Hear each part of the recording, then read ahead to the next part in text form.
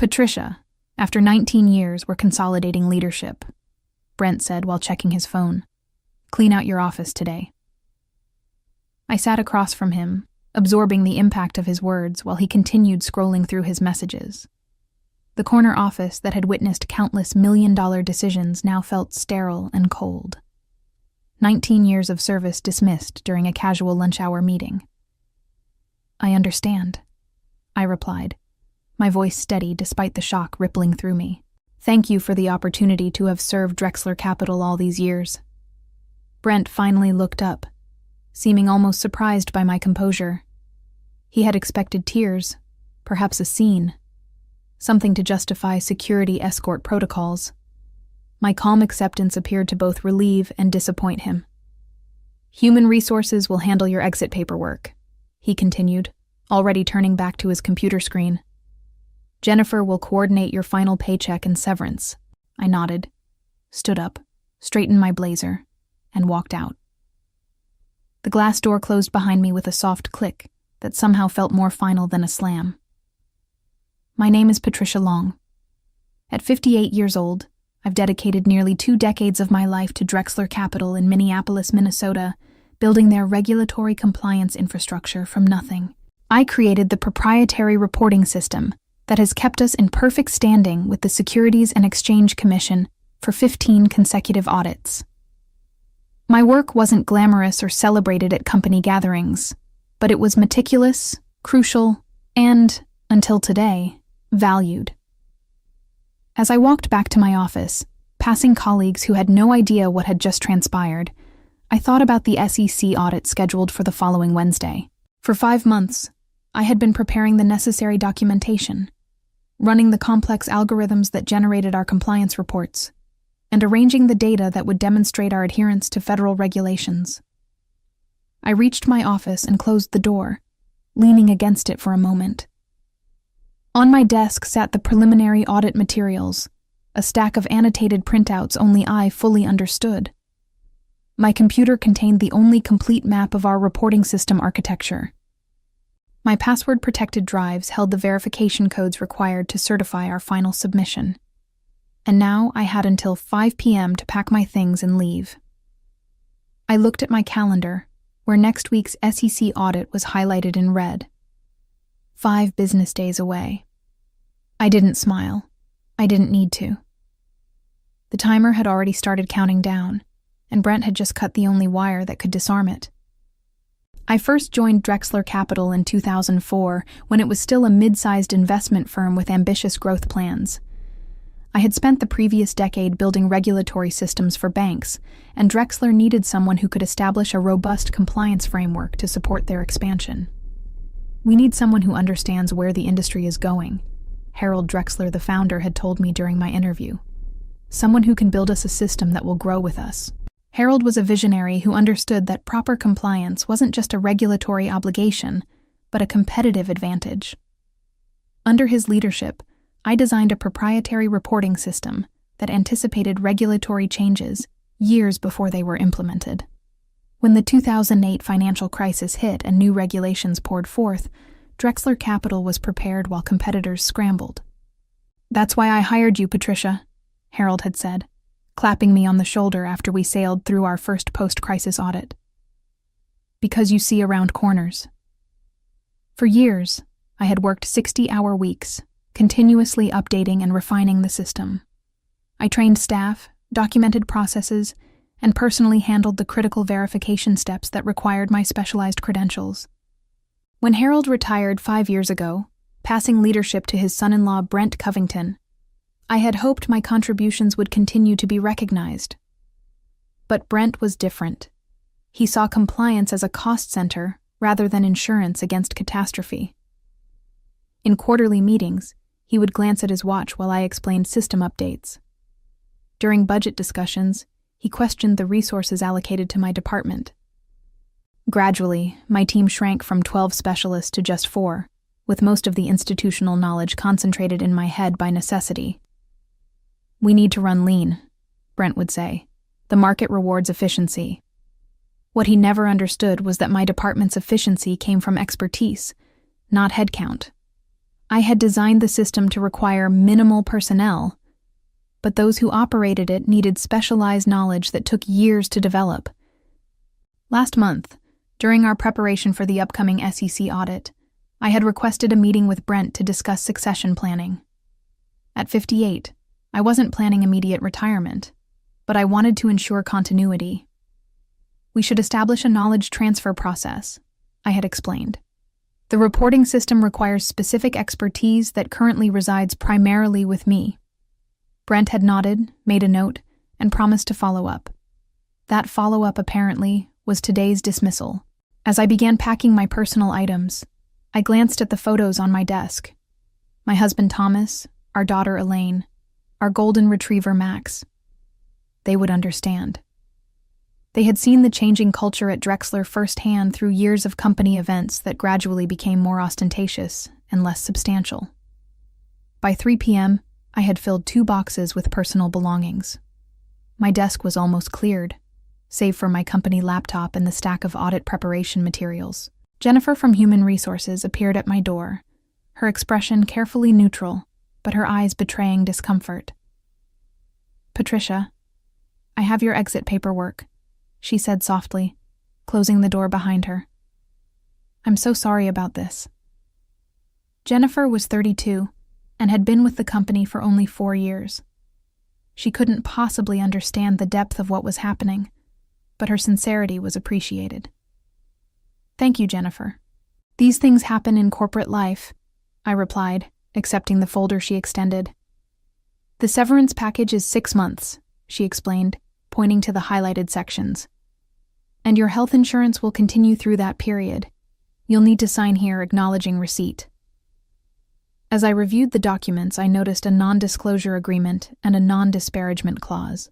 Standard practice. But reading them carefully, I realized they only prohibited me from discussing company trade secrets or making public statements that could damage Drexler's reputation. There was nothing that prevented me from simply not helping when the inevitable crisis hit. "Everything appears to be in order," I said, signing where indicated. "I do have a question about the audit preparation materials on my desk. Should I leave them here?" Jennifer looked uncertain. "I wasn't given any specific instructions about that. I suppose you should leave anything related to company business." I nodded thoughtfully. "Of course. Though these specific documents wouldn't make much sense to anyone without the context I've been building. They're essentially working notes. Maybe you could send an email to your team explaining where everything stands," she suggested, clearly trying to be helpful. "That's a good idea," I agreed. "I'll do that before I leave." After Jennifer departed, I sat at my computer for the last time. I began drafting an email to my small team, carefully documenting exactly where the audit preparation stood, which was approximately 40% complete, with the most critical components still requiring my verification credentials and system knowledge. I listed the files they would need, the steps that remained to be taken, and the deadlines for each component. I was thorough and professional, as I had always been. But I also knew that without my guidance, this information was like handing someone the individual parts of a watch with no assembly instructions. I sent the email, copying Brent and the Chief Financial Officer Gregory Wells, who would presumably oversee the audit in my absence.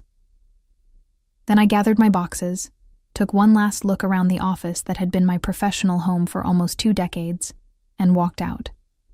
As I waited for the elevator, Marissa Chandler, one of my team members, rushed up to me, her eyes wide with panic. "Patricia, is it true? Are you leaving?" she asked, staring at my boxes. "Yes, today is my last day," I confirmed. "The company is consolidating leadership." "But the SEC audit is next week," she whispered. "We're nowhere near ready without you." The elevator doors opened. I stepped inside, holding my boxes. "I know," I said quietly. "I just sent an email with instructions. Good luck, Marissa." The doors closed on her stricken face, and I descended to the lobby, wondering how long it would take for the full implications to dawn on Brent Covington. Thursday morning, I awoke at 6 a.m. out of habit. For 19 years, I had started my day at this hour, reviewing overnight system alerts and preparing for the day ahead.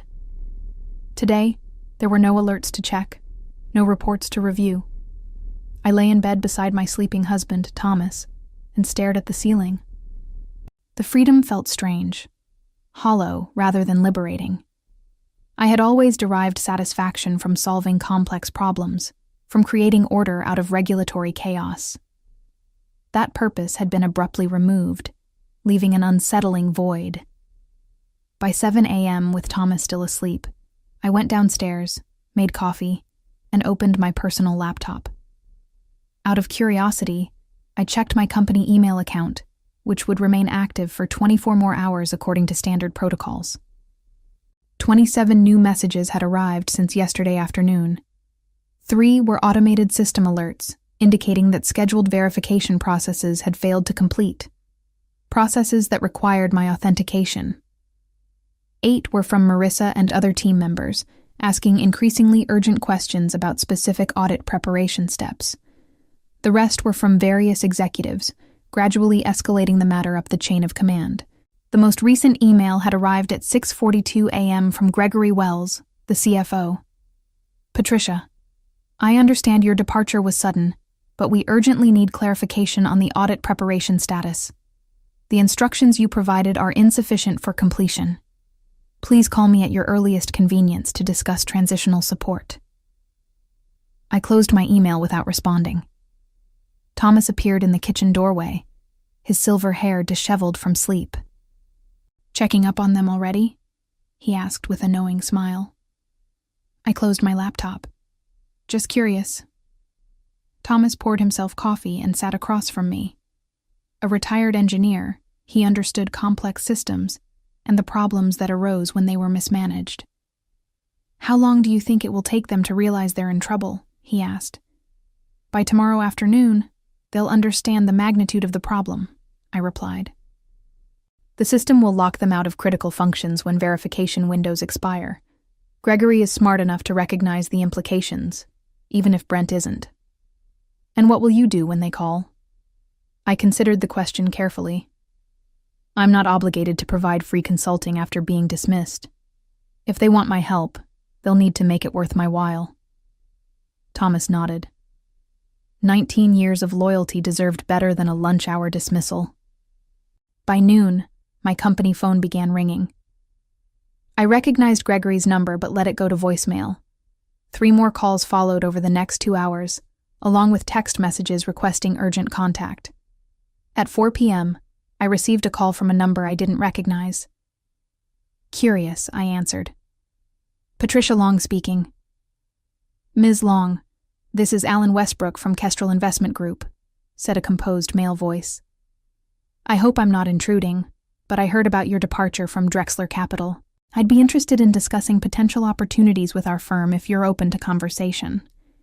Kestrel was Drexler's main competitor in Minneapolis, a larger and more established firm with an impeccable reputation. I had crossed paths with Alan at industry events but never engaged in substantive conversation. That's quite timely, Mr. Westbrook. I would certainly be open to discussion. Excellent. Would tomorrow morning be too soon? Say, 9 a.m. at our offices? Tomorrow at 9 works perfectly, I replied. As I ended the call, Thomas raised an eyebrow. That didn't take long. The investment community in Minneapolis is small. News travels fast. My company phone rang again. Gregory for the 5th time today. This time I decided to answer. Hello, Gregory. Patricia, thank God, he said, relief evident in his voice. We're having serious issues with the audit preparation. The system is rejecting verification codes, and no one can figure out where we stand with the documentation. Can you come in tomorrow to help us sort this out? I'm afraid I already have a commitment tomorrow morning, I replied evenly, but I would be willing to provide consulting assistance at an appropriate rate. There was a pause on the line. Consulting rate? Yes, Gregory. I'm now an independent compliance consultant. My rate is $1,200 per hour, with a minimum engagement of 20 hours. Friday morning, I arrived at Kestrel Investment Group's offices in downtown Minneapolis 15 minutes early. The reception area was elegant without being ostentatious. Leather chairs, tasteful artwork, and floor-to-ceiling windows overlooking the city. It projected exactly the image a client would want from the firm handling their investments: sophisticated, established, and disciplined. Alan Westbrook greeted me personally, extending his hand with a warm smile. In his early 60s, he possessed the confident demeanor of someone who had weathered multiple market cycles. "Patricia, thank you for coming on such short notice," he said, leading me toward a conference room. "I've admired your compliance infrastructure at Drexler for years." The conference room contained 3 other people: Kestrel's chief compliance officer, their head of human resources, and their general counsel. The meeting was clearly more than exploratory. "We'll be direct, Ms. Long," Alan began after introductions. "We know Drexler has an SEC audit scheduled for next Wednesday. We also know that you built their compliance reporting system and were solely responsible for critical verification processes. Their dismissal of you 5 days before a major audit suggests either remarkable confidence or remarkable foolishness." I maintained my professional composure. "I can't comment on Drexler's internal decisions." "Of course," Alan nodded. "What we're interested in is your expertise. Kestrel prides itself on regulatory excellence, and we've been planning to enhance our compliance infrastructure. Your unexpected availability presents an opportunity we'd be remiss to ignore." Their offer was straightforward: a senior position heading compliance technology with a substantial salary increase over what I'd earned at Drexler, plus an attractive benefits package. They wanted me to start immediately as a consultant, transitioning to full employment after 60 days. "We understand you may need time to consider," the HR director said, sliding a folder toward me with the formal offer. "But we're prepared to move quickly if you're interested." I reviewed the documents thoughtfully. The position was excellent, the compensation generous, and the organizational culture seemed to value compliance appropriately. It also positioned me directly in competition with Drexler Capital. "I appreciate the offer and would like to review the details more carefully," I replied. "However, I'm certainly interested in principle." Alan smiled. "Wonderful. Take the weekend to consider. We'd love to have you join us." When I left Kestrel's offices, I checked my phone and found 7 missed calls from Drexler Capital. 3 from Gregory, 2 from Brent himself, and 2 from unknown extensions within the company. There was also an email from Brent with the subject line, "Urgent Consulting Arrangement." I read it while waiting for my car in the parking garage. "Patricia, I understand you've offered consulting services to assist with our upcoming audit. While the rate seems excessive, we recognize the time sensitivity and are prepared to engage your services immediately. Please call me to discuss details." Brent. Just as I finished reading, my phone rang again. Gregory. "Patricia, have you considered our request?" he asked when I answered, his voice tense. "I received Brent's email acknowledging my consulting offer," I replied calmly. "But I should inform you that I've just concluded a meeting with Kestrel Investment Group about a permanent position. They've made a very attractive offer." Gregory's sharp intake of breath was audible.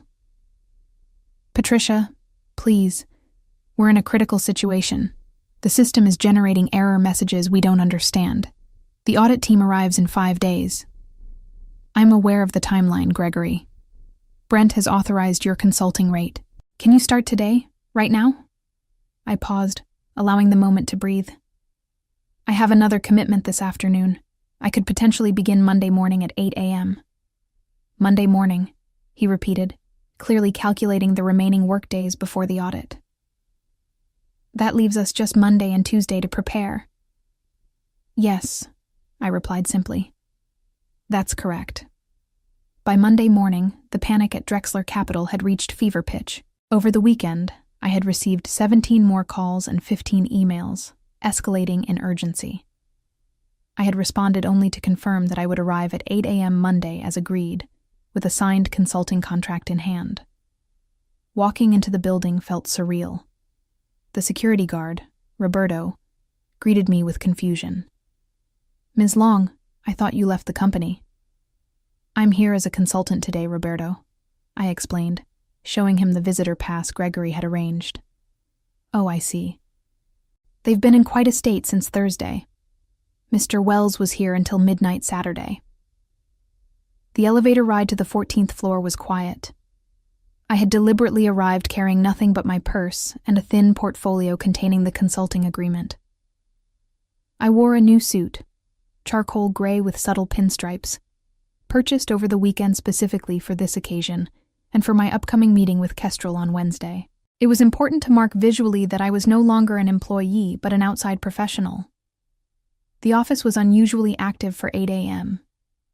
As I walked through the floor toward the conference room where we'd agreed to meet, I saw stressed faces and heard urgent conversations. Marissa spotted me and hurried over. Patricia, thank God. It's a complete disaster. Nothing is working properly. Good morning, Marissa, I replied with professional distance. I understand there are issues with the audit preparation. Her eyes widened slightly at my tone, but before she could respond, Gregory appeared from the conference room. Patricia, thank you for coming. Everyone's waiting inside. The conference room contained Brent, Gregory, the entire compliance team, and 2 IT specialists I recognized. Brent's usual polish was noticeably diminished, his shirt slightly wrinkled, dark circles under his eyes. Let's get started, he said without preamble. We have a critical situation with the SEC audit tomorrow. Wednesday, I corrected calmly. The audit is scheduled for Wednesday at 9 a.m. Tomorrow is Tuesday, Gregory interjected. We essentially have today and tomorrow to prepare. I placed my portfolio on the table and removed the consulting agreement. Before we begin, I'll need this signed and the initial payment processed. 20 hours at $1,200 per hour, for a total of $24,000. Brent's jaw tightened, but he nodded to Gregory, who took the agreement. We'll process this immediately, Gregory assured me. In the meantime, can you help us understand what's happening with the system? I turned to the large monitor on the wall where they had displayed the reporting system dashboard. Red error messages populated nearly every module. What you're seeing is the system protecting itself, I explained. The compliance reporting framework operates on a principle of progressive verification. Each module requires authentication at critical points to ensure data integrity for SEC purposes. When those verifications aren't completed within scheduled windows, the system locks those modules to prevent potentially inaccurate reporting. And you're the only one with authentication credentials, Brent stated flatly. That's correct. As we discussed multiple times over the years, the system was designed with segregated authentication to prevent internal manipulation of compliance data. It's actually a selling point with regulators. It demonstrates our commitment to reporting integrity. The room fell silent as the implications sank in. Without my credentials and expertise, the system would remain locked, and the SEC would arrive to find Drexler Capital unable to produce required compliance documentation. What exactly would happen if we can't provide these reports to the SEC? Asked one of the junior team members. Gregory and Brent exchanged glances. At minimum, substantial fines, Gregory answered. At worst, trading restrictions while we're investigated for compliance failures. I smiled politely. Shall we begin? By Tuesday afternoon, it was clear that even with my assistance, Drexler Capital wouldn't be fully prepared for the audit. We had managed to unlock the system modules and verify about 60% of the required documentation, but critical components remained incomplete. This is normally a 5-week process, I explained to the increasingly tense room. We're attempting to compress it into 2 days. Brent paced behind the conference table, occasionally checking his phone. What are our options at this point? You could request a postponement from the SEC, I suggested. Cite the recent organizational changes as the reason. And telegraph to the regulators that we've disrupted our compliance function right before an audit. Gregory shook his head. That raises more red flags than it solves. Brent stopped pacing. Patricia, what would it take to complete everything by tomorrow morning? I considered the question honestly. Working through the night might get us to 80% completion, but the risk management attestations require board member signatures, and 3 modules need full verification cycles that take at least 12 hours to process properly. So it's impossible, Gregory concluded. Not impossible, I corrected, but beyond the scope of our current consulting agreement, which ends at 5 p.m. today. Brent's expression darkened. You're saying you'll leave at 5 p.m. regardless of our status? I have a prior commitment tomorrow morning, I replied calmly. A final interview with Kestrel Investment Group. The room fell silent again. Everyone present understood what that meant. I was not only leaving them unprepared for their audit, but joining their primary competitor. How much? Brent finally asked. To stay until it's done. Name your price. I closed my laptop and gathered my notes methodically before responding. The remaining work would require approximately 30 additional hours of my time, at an emergency rate of $1,800 per hour, given the overnight requirement. That's $54,000, payable immediately. Brent didn't hesitate. Done. Gregory, process the payment right away. I nodded, reopening my laptop. Then I suggest everyone get comfortable. It's going to be a very long night. Wednesday morning arrived with grim faces and empty coffee cups littering the conference room.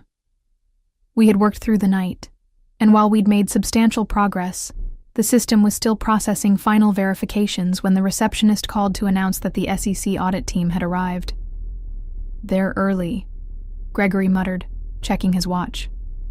It's only 8:30. Stall them, Brent instructed. Offer coffee, give them the guest Wi-Fi password, whatever it takes. I watched the progress bar on the final verification module. 87% complete. At the current rate, we needed at least another 30 minutes. Should I go welcome them? I asked innocently. As the compliance consultant? Brent's gaze snapped to me. Absolutely not. I don't want them knowing we had to bring you back as a consultant. I nodded understandingly. In that case, you'll need to explain the incomplete modules yourself. The documentation package should include a disclosure about the current status. Gregory looked alarmed. We need to disclose that we're not fully prepared? SEC Regulation 17A4 requires full transparency regarding any compromised compliance processes, I explained. Attempting to conceal the system status would constitute a serious violation. Brent's face flushed red. This is absurd. We paid you $78,000 to fix this situation. You paid me to assist with audit preparation on an emergency basis, I corrected. I've done exactly that. The fact that the system cannot be fully prepared in the time available is a consequence of decisions made before our consulting arrangement began. The verification progress bar reached 91% as voices became audible from the reception area. The SEC team was being escorted to the designated audit room. What do we do now? Gregory asked, desperation evident in his voice. I picked up my belongings and straightened my suit jacket. You tell them the truth. 3 weeks later, I sat in Alan Westbrook's office at Kestrel Investment Group, reviewing the implementation plan for their new compliance reporting infrastructure. My corner office overlooked the Minneapolis skyline, and a nameplate on my desk read, Patricia Long, Senior Vice President, Compliance Technology.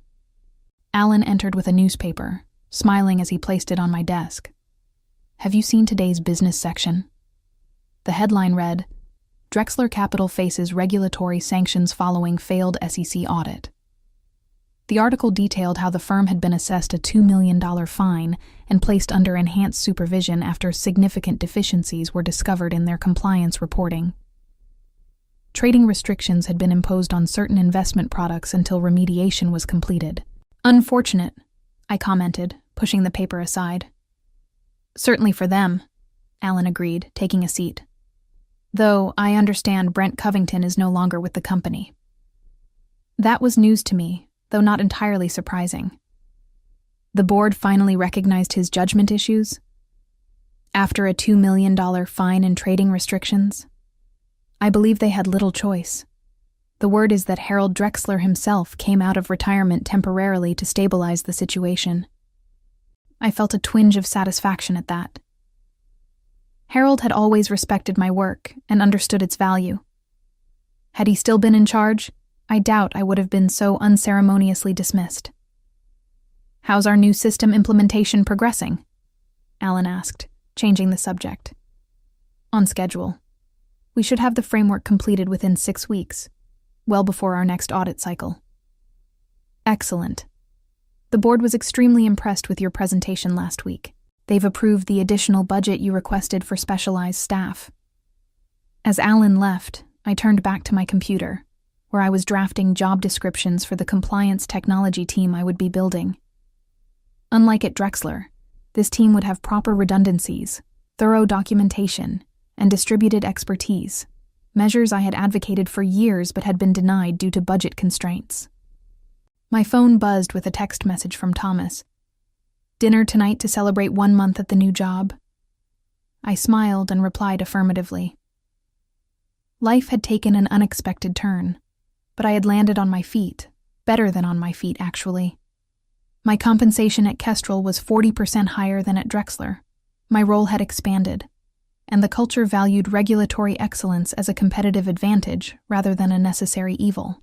Later that afternoon, I received an email from Harold Drexler himself. "Patricia, I hope this finds you well. I've returned temporarily to address the situation at Drexler Capital, and I wanted to reach out personally. The decisions made regarding your position were short-sighted and have cost the company dearly. While I understand you've moved on to what I hear is an excellent opportunity, I wanted to express my personal regret about how things were handled. Regards, Harold."